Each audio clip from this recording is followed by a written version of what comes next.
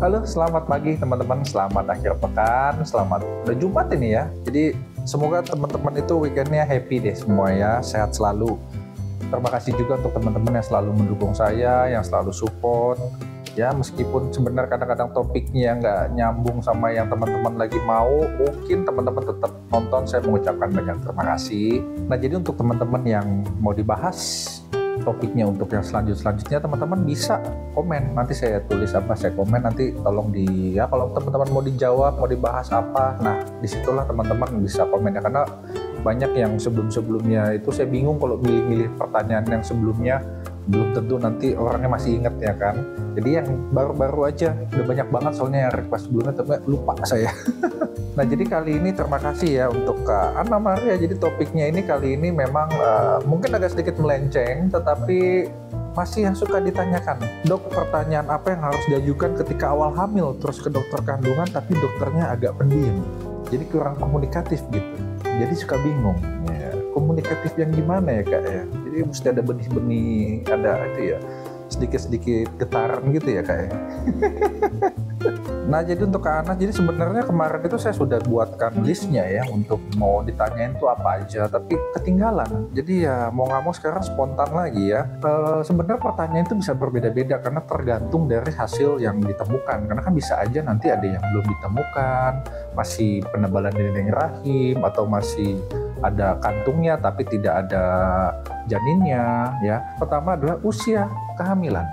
Ya, ini sangat penting. Jadi usia kehamilannya jadi berapa? Karena kadang-kadang tuh suka berbeda antara yang HPHT dan juga dengan yang USG.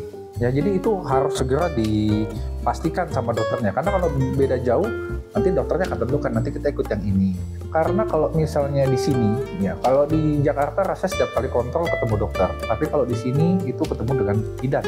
Yang kita kasih tahu ke pasien, saya mesti benar-benar tahu, kita tulis gitu kan ya. Ini ikut yang ini. Jadi pendapat saya itu juga menjadi pertimbangan nanti untuk bidan-bidan nanti yang ada di sini. Kapan HPL-nya? Kapan yang kita ikuti? Begitu. Nah lalu yang kedua adalah tentang vitamin. Jadi banyak sekali teman-teman di sini hanya oh ya bagus gitu kan ya.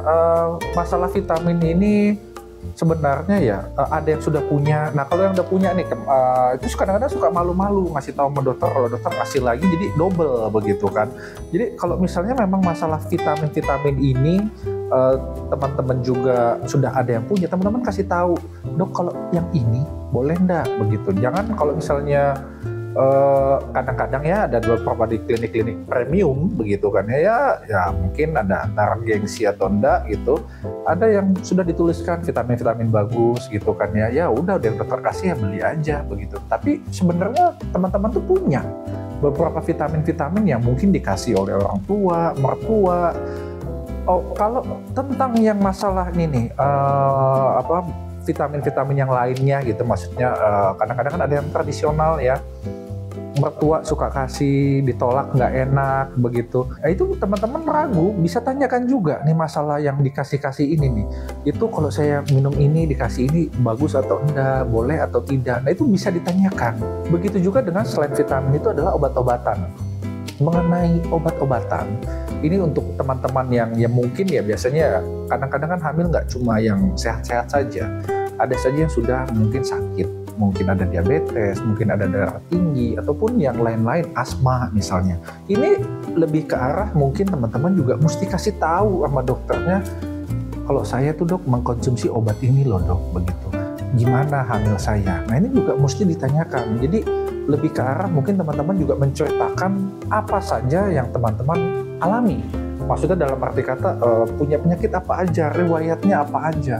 Jadi dokter itu bisa mengakses ini termasuk high risk atau tidak. Kalau yang daerah penting-pentingnya rasanya itu yang ditanyakan ya, karena tujuan trimester pertama itu rasanya teman-teman itu cuma mengetahui apakah teman-teman hamil atau tidak, apakah ada kemungkinan hamil di luar rahim atau memang ini di dalam. Kalau memang di dalam, apakah ini janinnya 1 atau 2. Kalau memang ini sudah ketemu janinnya di dalam, apakah ini ketemu jabang bayinya atau tidak? Kalau memang sudah ketemu, apakah ditentukan adanya detak jantung atau tidak? Lalu yang ketiga, kalau misalnya memang sudah ketemu, nanti kita pakai ukuran kehamilannya yang mana? Nah, rasanya paling penting di situ. Selain ditambah dengan vitamin dan juga kita harus mengakses teman-teman ini apakah termasuk high risk atau low risk begitu. Jadi maksudnya apakah teman-teman harus nanti kontrolnya ke dokter lagi ataupun ke bidan. Untuk pertanyaan-pertanyaannya lainnya nggak kalah penting, tetapi yang bukan utama adalah yang mungkin teman-teman bisa nanya kalau misalnya teman-teman punya aktivitas saya ini yang sehari-hari itu bagus atau enggak. Karena banyak beberapa teman-teman ibu-ibu di sini datang, dok saya itu kerjanya jauh misalnya kadang-kadang suka apalagi suka datang dengan flag begitu kan ya, naik motor begitu, ini bagaimana, apakah bisa dilanjutkan apa jarak jauh atau gimana. Itu teman-teman bisa tanyakan. Aktivitas sehari-hari ini teman-teman harus tanyakan kalau teman-teman ragu, apalagi kalau sudah ada misalnya flag ini harus dipastikan. Karena ya misalnya naik motor setengah jam, kalau di Jakarta setengah jam 15 menit itu kan macet.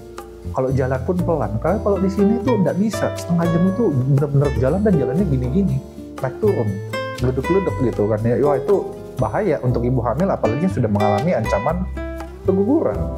Itu teman-teman harus tanyakan aktivitas, olahraga, dan juga tentang kebiasaan teman-teman kalau makan. Dok, saya suka makannya ini, kasih tahu boleh atau enggak. Atau misalnya seafood, nanti dokter akan kasih tahu seafood apa yang nggak boleh dimakan. Ataupun kopi misalnya, kopi yang semacam apa, ya kan. Kalau misalnya yang mengandung kafeinnya tinggi, teman-teman kita ini kalau di kota rasanya udah sama ya, mungkin demennya kopi hitam, es americano. Di sini nggak ada, saya mesti bawa alat sendiri. Jadi pengen ke kota. Jadi masalah-masalah kafein ini juga ada batasannya. Itu teman-teman bisa tanya, konsultasikan, dok kalau kayak begini nggak apa-apa atau boleh atau gimana, ya kan. Karena itu teman-teman bisa tanyakan kebiasaan makan dan minuman teman-teman. Yang lainnya bisa ditanyakan adalah apabila teman-teman itu menggunakan produk kecantikan. Produk kecantikan ini sudah saya lihat beberapa itu ada yang menggunakan sebenarnya ya bahannya tidak aman begitu ya. Jadi untuk orang tidak hamil saja tidak aman, apalagi untuk yang hamil. Nah, inilah yang sebenarnya teman-teman mesti tanyakan lagi sama dokter. Tapi untuk saya, kalau memang teman-teman sedang hamil, rasanya tidak usahlah menggunakan produk-produk kecantikan yang begitu yang mengandung aneh-aneh. Ya rasanya cukup lipstick sama lipstick bedak cakep udah ya. Di sini yang datang cakep-cakep loh, ibunya cuma pakai lipstick bedak cakep di sini, apalagi teman-teman yang di kota, jangan kan. Nah, di sini juga mungkin pada teman-teman ada yang lain ya, bisa menanyakan langsung sama dokter. Misalnya nih ada kebiasaan tertua yang misalnya suka minjit, perutnya dipijit lah atau apa. Memang sudah banyak yang bilang kan nggak boleh. Tetapi yang namanya orang tua ataupun itu kan selalu, dulu aja saya dipijit nggak apa-apa misalnya gitu. Nah, ataupun yang lain misalnya nggak hanya pijit, kebiasaan apapun itu ya. Teman-teman ya bisa aja sekali-sekali kontrol sama mertua ataupun orang tua yang punya pendapat semacam itu. Nanti sosok bodoh lah nanya, dok kalau mijit boleh nggak sini gini, biar dokternya kasih tahu. Oh itu nggak boleh, bahaya begini. Nah kalau udah begitu biasanya itu akan udah nggak boleh ya sudah begitu. Apapun itu ya teman-teman, nggak perlu hanya mijit gitu kan. Mungkin tradisi-tradisi tertentu yang mungkin dari obat ini obat apa, melakukan ini melakukan apa, itu teman-teman bisa tanya benar atau tidak. Itu rasanya penting untuk di kehamilan pertama, karena memang kehamilan pertama ini kan juga plasenta belum begitu kuat ya. Jadi untuk segala aktivitas, makanan atau minuman yang maksudnya bisa mengganggu tuh teman-teman harus perhatikan. Nah, jadi sekarang saya akan menunggu komen teman-teman di bawah ini. Nanti saya akan komen, teman-teman balas topik apa aja yang mau dibahas untuk besok-besok. Itu pertanyaan apa itu juga boleh, nggak harus topiknya. Maksud topik kan itu kadang-kadang penjelasan.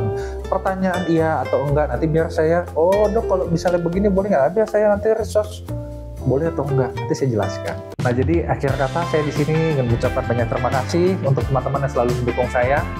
Saya mau healing dulu di sini. Peace. Golden wonderland.